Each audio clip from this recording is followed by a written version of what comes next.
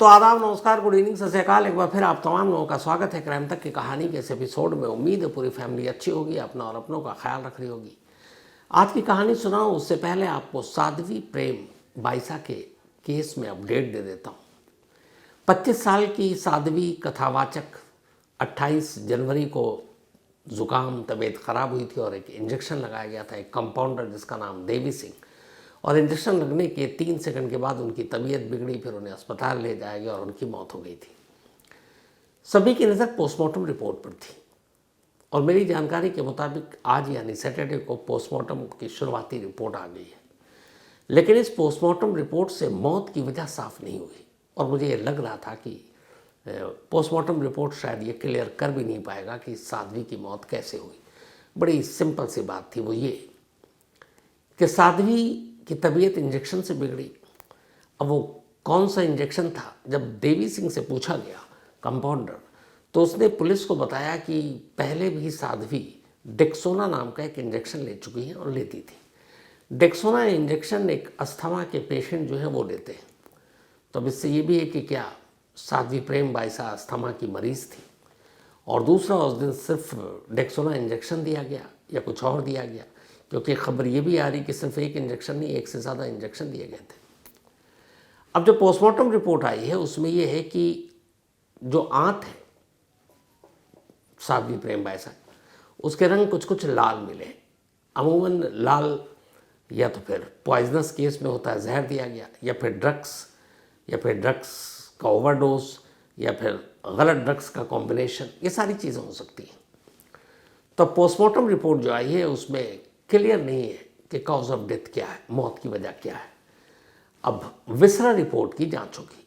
तो forensic lab में already viscera report भेज दी गई है जब पोस्टमार्टम हुआ उसी के कुछ घंटे बाद।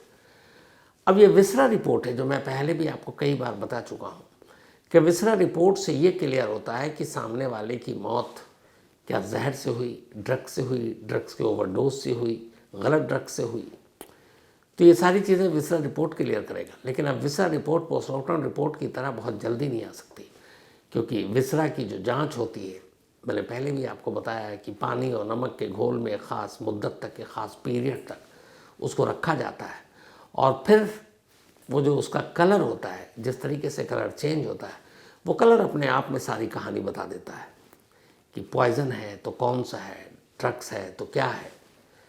तो विसरा रिपोर्ट ही साध्वी प्रेम बाईसा की मौत की वजह का खुलासा करेगी। पोस्टमार्टम रिपोर्ट पूरी तरह से तस्वीर साफ नहीं कर पाई है।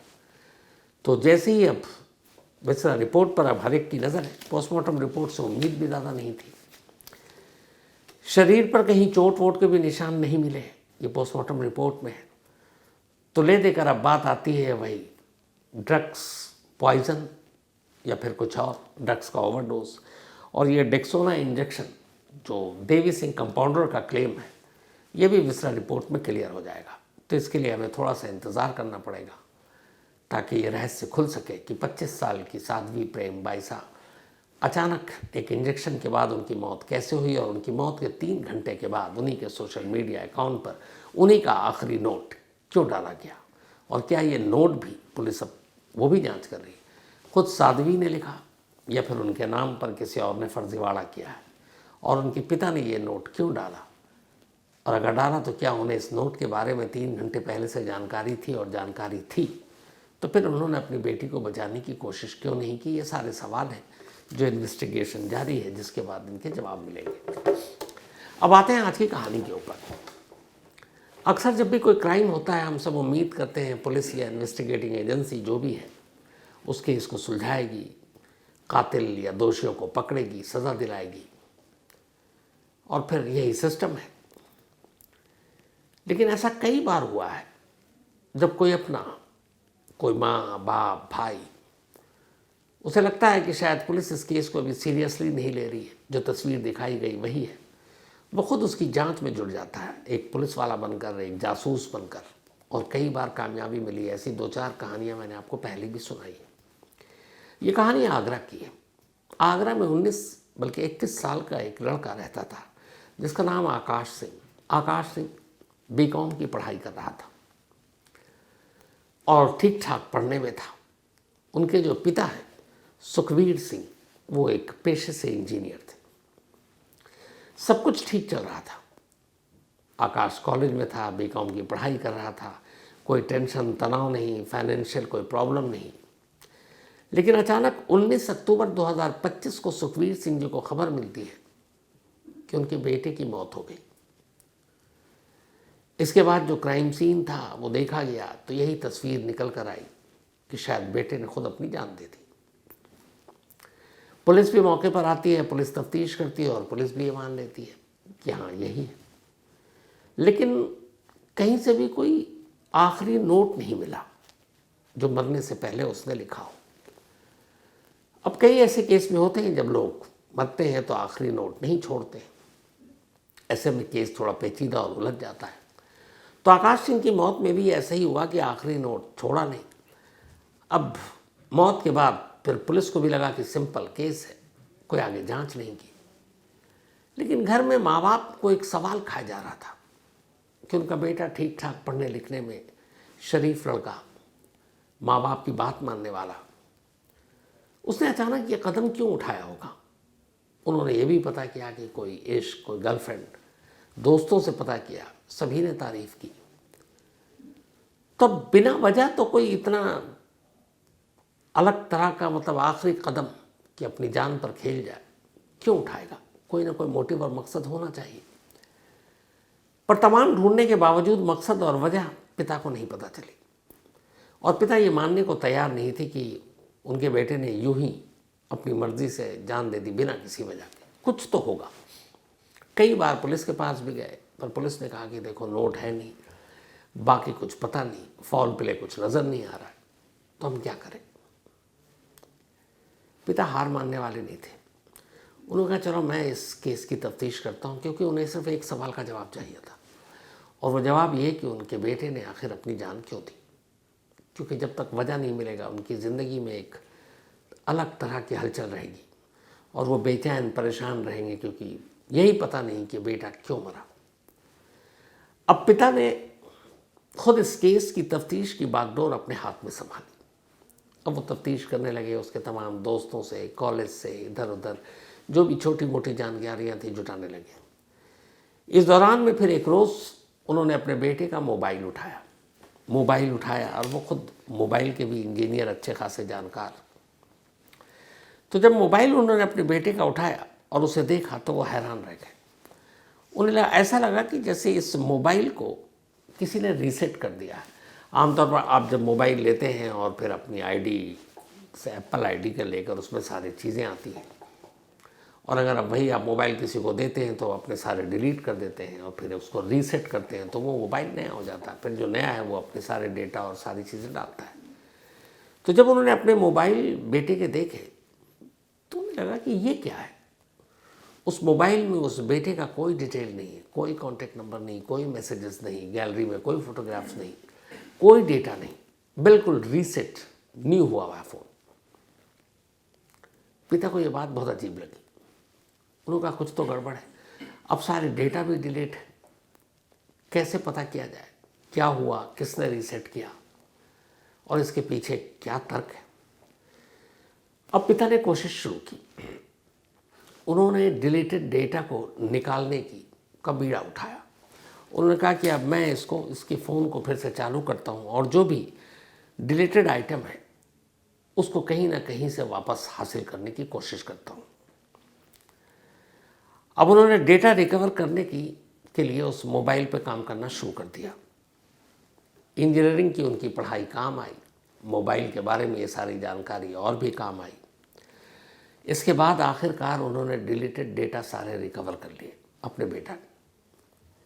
जब उन्होंने रिकवर कर लिए फिर उन्होंने जो बेटे का मोबाइल देखा, उसमें जो चैट्स देखे, उसमें जो फोटोग्राफ्स देखे, जो मैसेजेस देखे, हैरान रह गए। उनके बेटे के मोबाइल में उनके बेटे की कुछ ऐसी तस्वीरें थी जो अश्लील थी, बट वो एक इंजीनियर थे। उन तस्वीरों को देखकर वो समझ गया कि उनके बेटे का चेहरा इस्तेमाल किया गया है, बाकी बॉडी किसी और की है और आजकल एआई से बड़ा इजीली ये काम हो सकता है।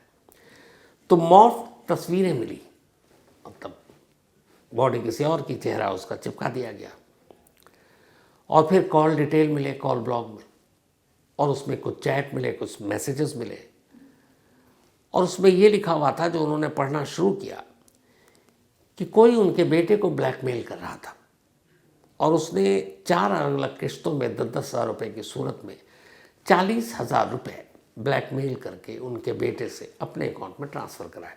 बेटे ने जिस अकाउंट में ट्रांसफ़र किया वो भी सारे डेटा रिकवर हो चुके, तो उन्होंने सारा देखा, मॉफ्ट तस्वीरें देखी, उसमें उनके बेटे को किसी लड़की के साथ दिखाया गया।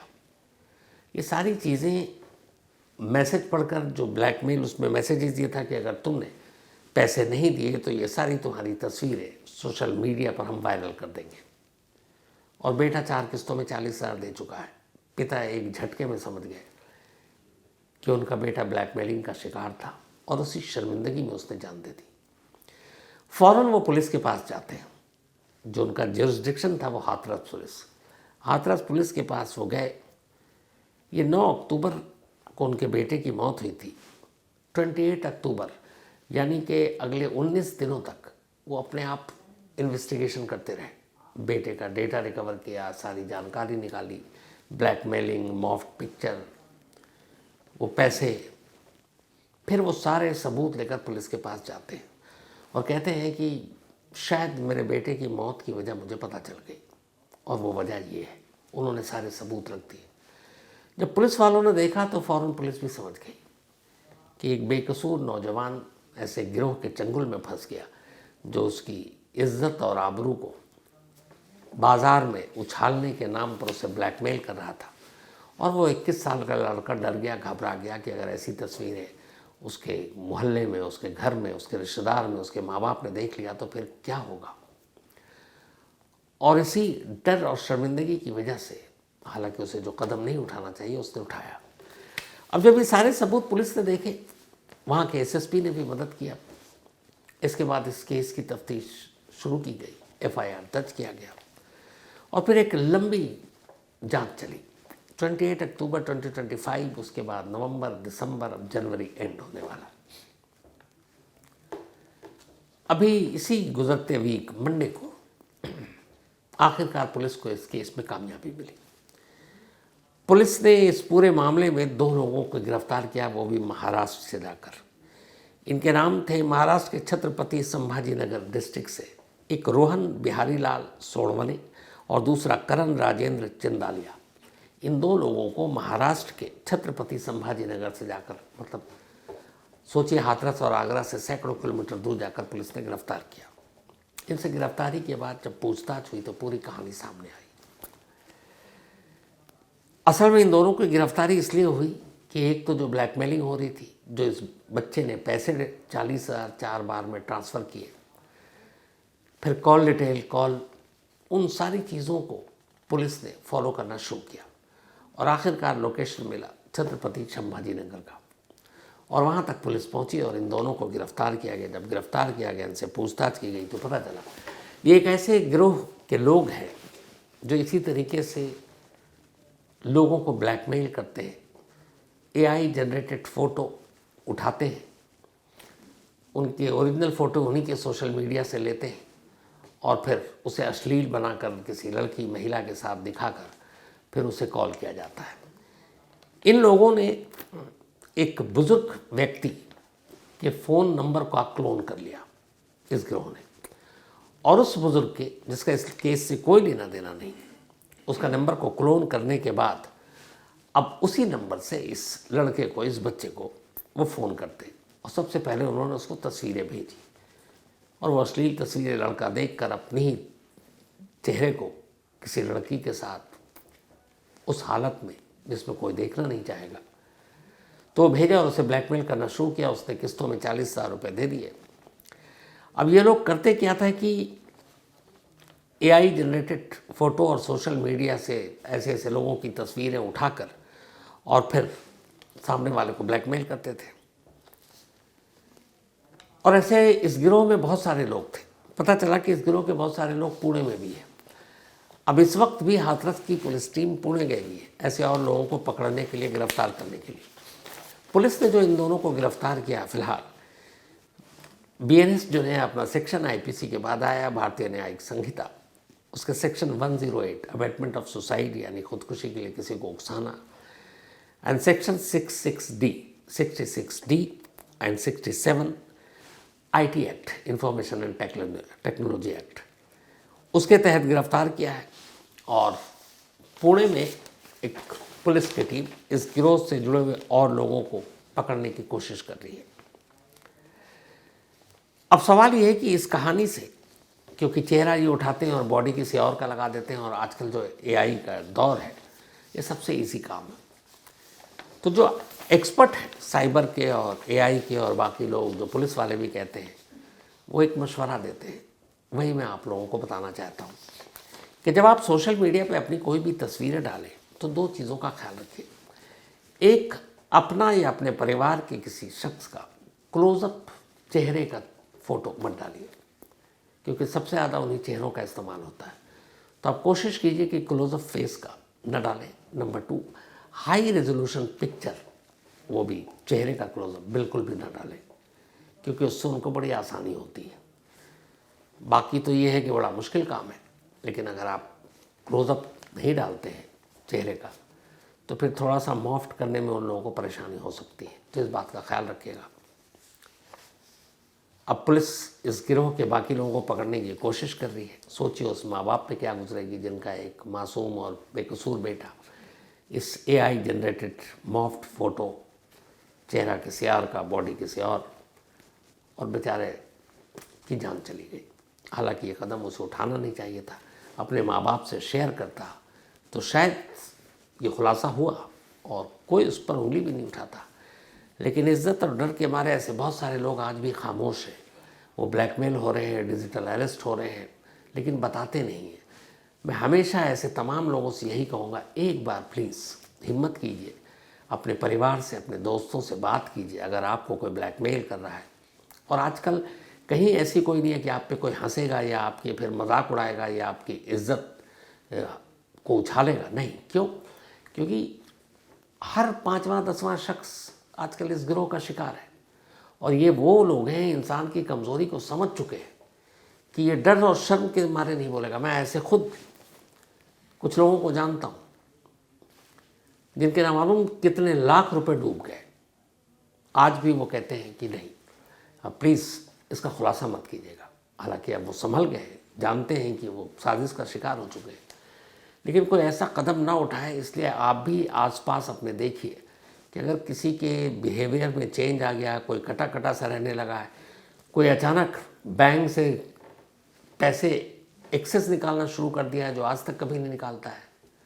जो बैंक के एम्प्लॉय हैं उनके लिए भी ज़रूरी है, बल्कि उनके लिए तो गाइडलाइंस है पुलिस की तरफ से कि अगर आपके यहाँ खाता है किसी का, और ख़ासतौर पर ओल्ड कपल हो, यंग हो, और वो अचानक कभी उनकी हिस्ट्री नहीं रही इस तरह के ट्रांजैक्शन की, और कुछ दिनों से अचानक वो हर 2-4 दिन हफ्ते में आते हैं और एक बड़ा अमाउंट निकाल रहे हैं, विड्रॉ कर रहे हैं, तो उस बैंक के स्टाफ को भी पूछना चाहिए कि आप ये पैसे क्यों निकाल रहे हैं, आपने तो कभी इस तरह निकाला नहीं। रीज़न पूछना चाहिए। और आप लोग भी कि अगर आपके आस पड़ोस में कोई अचानक परेशान है, कटा हुआ है, मिल नहीं रहा है, किसी पार्टी में नहीं आ रहा, फंक्शन में नहीं आ रहा है, और तो ये पता करने की कोशिश करनी चाहिए और उन्हें बताना चाहिए। और जो लोग इसका शिकार हो चुके हैं या अब भी हो रहे हैं, मेरी उनसे यही गुजारिश है कि डर और शर्मिंदगी से कुछ नहीं होगा, आप सिर्फ लुटते रहेंगे। एक बार हौसला कीजिए। ये सारा समाज, सारे लोग आप लोगों के साथ ही हैं, और जब किसी ने गलत कुछ किया ही नहीं है तो फिर डरने की बात नहीं है। जैसे किसी के चेहरे के साथ किसी का फ़ोटो आ रहा है, जब हमें पता है कि वो गलत नहीं है तो फिर क्या। इसीलिए इन चीज़ों से बचने का सबसे आसान तरीका ये है कि मुंह खोलिए, सामने आइए, कंप्लेंट कीजिए, लोगों को बताइए, घर वालों से शेयर कीजिए, दोस्तों से शेयर कीजिए, फिर ऐसे गिरोह ये नाकाम हो जाए। तो इसके साथ ही कहानी में आज इतना ही, लेकिन कहानी ख़त्म करूँ उससे पहले वही अपना सिलसिला। आज सुधीर कुमार, इनका बर्थडे है, तो हैप्पी बर्थडे सुधीर, हमेशा आप अच्छे रहें, खुश रहें। स्नेहा साहू, इनका भी आज जन्मदिन है, तो हैप्पी बर्थडे स्नेहा। और ये भेजा है सीमा दास जी ने। कामरान हुसैन, इनका भी आज बर्थडे है, तो हैप्पी बर्थडे कामरान जी। और ये अल्ताफ़ हुसैन साहब ने भेजा, उनके भाई हैं। सुनीता पवार, इनका भी आज बर्थडे है, तो हैप्पी बर्थडे सुनीता जी। और ये रमन पवार ने भेजा है। इसके अलावा नेहा सिंह, इनका भी आज जन्मदिन है, तो हैप्पी बर्थडे नेहा जी। और ये अरविंद सिंह की वाइफ है। साथ ही गुरिंदर पाहवा जी, इनका भी आज बर्थडे है। हैप्पी बर्थडे गुरिंदर जी। और ये रमनजीत पाहवा के फादर हैं। साथ ही आज मनवीर सिंह एंड करणवीर देवल, इन दोनों की एनिवर्सरी है। तो मनवीर जी एंड करणवीर जी, आप दोनों को बहुत बहुत बधाई एनिवर्सरी की। और ये भेजा इनके बेटे ने है, जोरावर सिंह देल। तो इसी के साथ थैंक यू सो मच। अब आपसे मुलाकात होगी मंडे को। वैसे कल रात संडे 11 बजे आप चाहें तो आज तक पर क्राइम कहानी अवश्य सुन सकते हैं। कहानी के साथ मिलेंगे मंडे रात 9 बजे। तब तक हो सकता है साध्वी के केस में कुछ और अपडेट हो, पटना नीट केस में भी कुछ अपडेट हो। इन सारे स्टोरीज पर नज़र है। तो मिलते हैं मंडे को। तब तक अपना और अपनों का ख्याल रखिएगा। Thank you very much.